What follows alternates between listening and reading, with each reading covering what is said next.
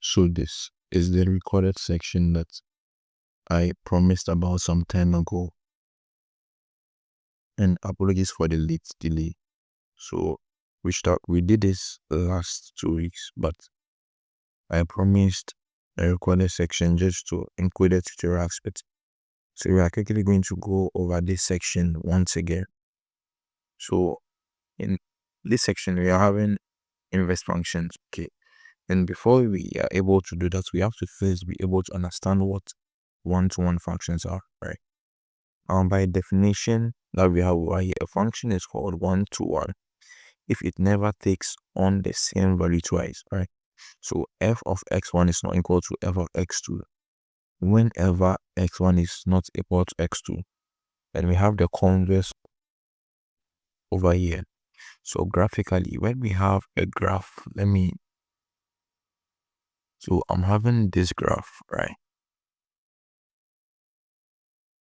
What this means is that if the graph goes this way and we draw any horizontal line, the horizontal line should not cut through two places. Like, it shouldn't be able to touch two different parts of the graph at the same time. That's what is meant by when x1 is not equal to x2. Remember, at every single point, right, we have a new x value. So the fact that we don't have repeating x values, then the values for f of x1 should not be equal to the value of f of x2, right? Where these two are different parameters. Do you get it? So a function that is not one-to-one can be represented by something like this. The graph, instead of doing this, can go somewhere like something like this, right? It cuts two different points. So over here we can see that when we have the same value for f of x, let's say f of x3, right? Let this be f of x3. Let me clean this. F of x3, right? We can see here that mapping to this function, we have the same value of our x. So let's say x4 and x5, which contradicts the rule that we are having over here. Okay, so this function we are seeing over here is not one-to-one because the horizontal line is cutting the graph at two different points. So this is a typical one. This one that we are having over here is one-to-one because any horizontal line that we draw actually cuts the graph at exactly one point. And that's basically what this function is saying, right? So the remark here is saying that, okay, so either the function is increasing or the function is decreasing, right? So once a function is only increasing or only decreasing, there's no way that you can have 2 points of the graph that are cutting each other, right? Because once the function increases, right, it increases and decreases at a certain point, there will always be a point where a horizontal line can cut one or more different points, right? So this is basically what we are saying by the graphical representation of a one-to-one function. So let me quickly scroll down. Let's continue from there. I think I have the same content over here. Yes. Let me refer to the slides and let me make sure that I haven't left anything out. I think there's something we have to look at before that one. Exactly. So this is the horizontal line test. This was the test that we were looking at graphically. Okay. So as you can see here, this function that we are having over here is quite a one-to-one function because the horizontal line is cutting the graph at exactly 1 point, right? So we have two horizontal lines and there is no way we can draw a horizontal line that will cut more than one section of this function. In B, right, we can draw one horizontal line and it's clear here that the horizontal line is cutting more than 1 point. As we said earlier, it should either be only increasing or only decreasing. the function over here decreases at a certain point, then it increases. This behavior causes us to have a horizontal line cutting more than one point, which makes this function not a one-to-one function. Okay, so we are going to see the relation between one-to-one functions and inverse functions shortly. So let me go quickly to my blackboard, and before we come back to this inverse, let's quickly see the relation. Okay,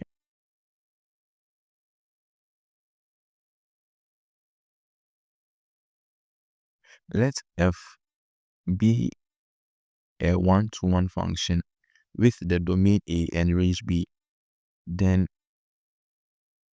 its inverse, right? Then its inverse f of x has domain B of range, and we have this relation, right? So we are going to explain what this relation means shortly. Okay, we are going to explain what this relation means. Now, one thing that we have to know is that for a function to have an inverse, it has to be one-to-one. This is the condition. This is one of the main conditions for a function to have an inverse. So a function that doesn't have an inverse doesn't, sorry, a function not one-to-one doesn't have an inverse. Okay, so that's what this means. So let's try and get what this relation means. This is saying that, okay, the inverse of f inverse of y is equal to x. This implies that f of x is equal to y. And this is a very, very important and simple relation, but this relation is very powerful. So let's take a deep look at this relation. Now, going back to our blackboard, we have this relation over here. Okay, so we don't have it over there. So let me use this to explain it. Okay, and there is actually a proof that we would be looking at, and that's where we are coming from. Okay, so let's do it this way. So let's try and represent this graphically. Okay, let's try and represent this graphically. So um so let me draw my graph. I'm still trying to get a vertical graph. It seems today my hands are just not straight. So this is our um let's see this is our function. This is our function, and the function goes this way. Okay, yes.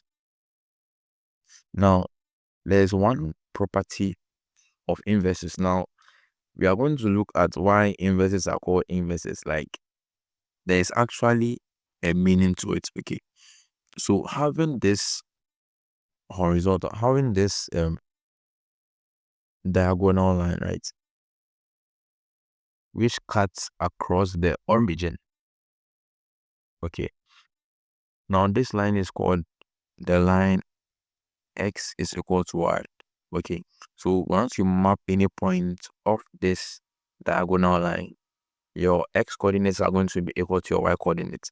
Now, one property of inverses are their reflective property. This means that each inverse, when you draw a diagonal line through the origin, right, is going to form mirror images of each other, right? So we are going to get something like this. So if this is f of x, right, this is going to be f inverse of x. As we can see here through the diagram, they are mirror images of each other. I think it should be in the slide somewhere. Still trying to get it, right? Still trying to get it. Yes. So this is the reflective property of inverses. Okay. So as you can see here from first glance, this is a one-to-one function. As I said earlier, for a function to have an inverse, okay, first of all, it's supposed to be one-to-one. So from this line we are seeing here, y is equal to x or x is equal to y. This is a diagonal line that cuts across the origin. Okay, and we have our g function to be x cubed, and we have the inverse of g, right, to be f. Now if the function is x cubed, then the inverse will be equal to what? X to the power 1 on 3, right? We can just do this with our eyes. Now, plotting these two functions separately, okay, we can see that these functions are actually mirror images of each other. This is the property of inverses, and this is also very powerful. We are going to be using this same reference in some calculations.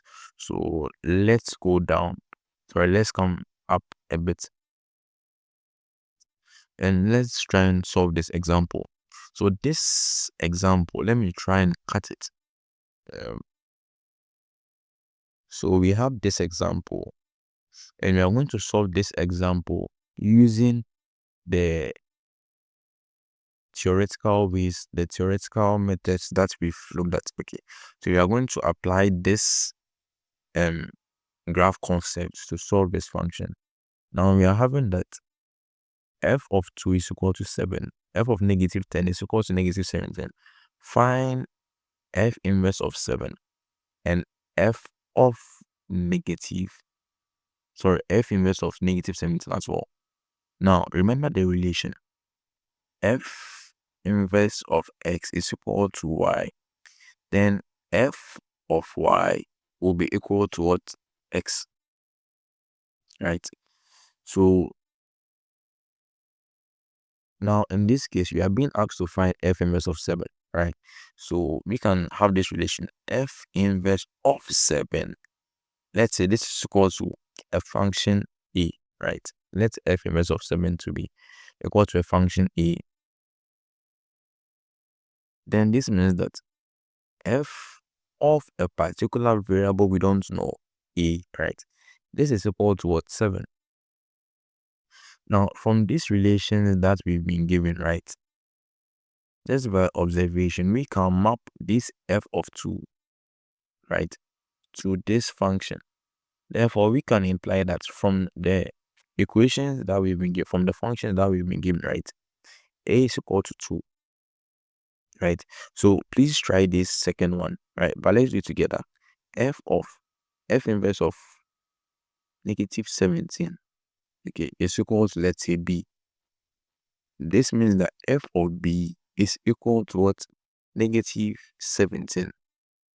By observation, right? By observation, we can say that then b is equal to what? Negative 10. Right? From this part is clearly understood. Okay. So let me quickly go over this thing that we've done. First, we had this relation, okay, and we got this relation from the reflective property of inverses. Now we said that if a function has an inverse, right, then the function reflects its inverse on the diagonal axis. This is where we got this relation from. Therefore, if f inverse of x is equal to y, then we can conclude that, okay, so taking the inverse of the inverse, or just going the other way, right, then f of y is equal to x.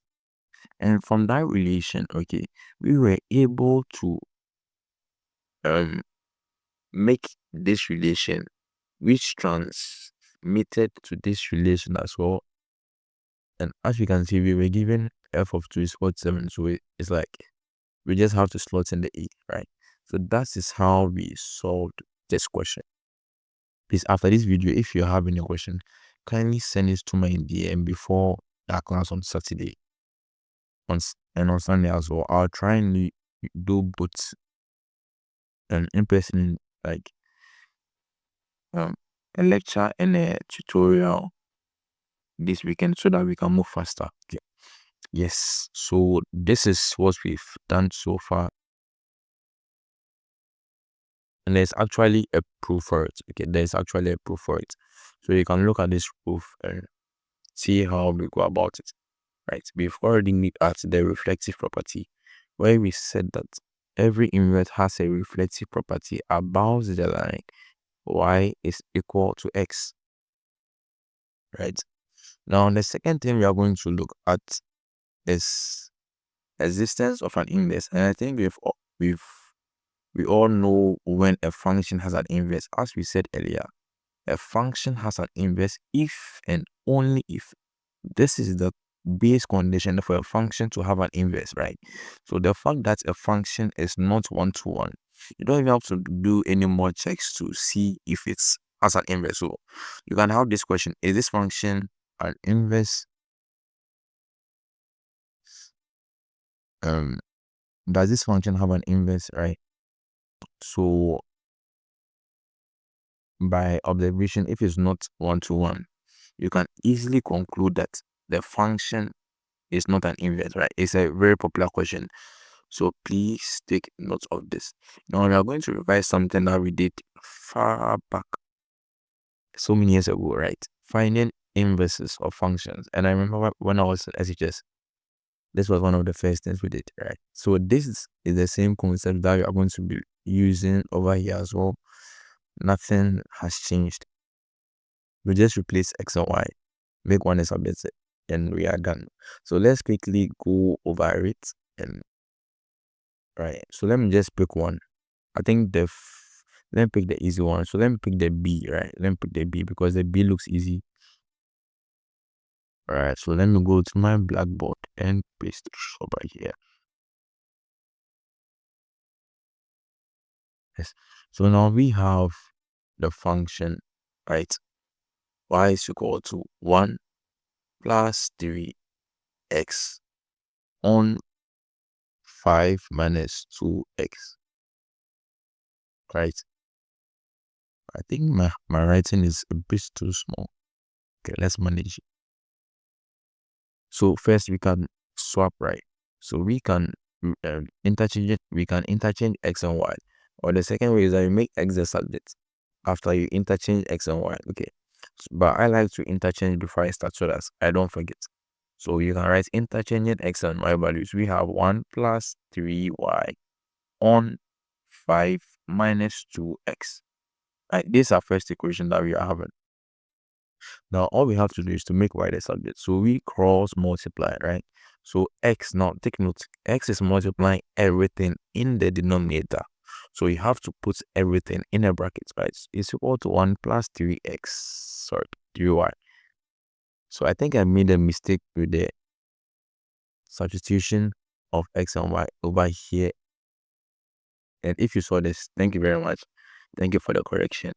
So let's quickly multiply. So we have 5x minus 2yx is equal to what? 1 plus 3y.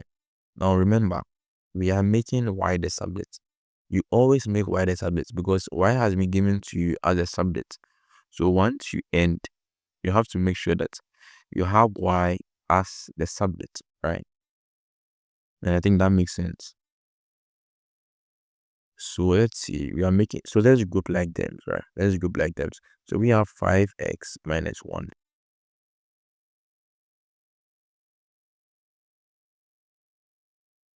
And this is equal to 2yx plus 3y. Okay, so 5x minus 1 is equal to y, 2x plus 3. So we can cancel out the common terms on both sides to make y the subject. So we end up getting y is equal to 5x minus 1 on 2x plus 3. And when I do this, you have the full mark. Sorry, we don't have the full mark for the inverse. You later have to conclude that, okay, so from this plenty thing that I have done, the inverse of the function we had up there, right, is equal to this thing that we have seen. This is very, very, as I said, conclusion alone is 2 marks. Okay, so let's not forget to bring our conclusions in our calculation. So I think we've done a lot. So these are the solutions they've solved. Let's see if you had the answer correct. Yes. So 5x minus 1 on 3 plus 2x. 5x minus 1 on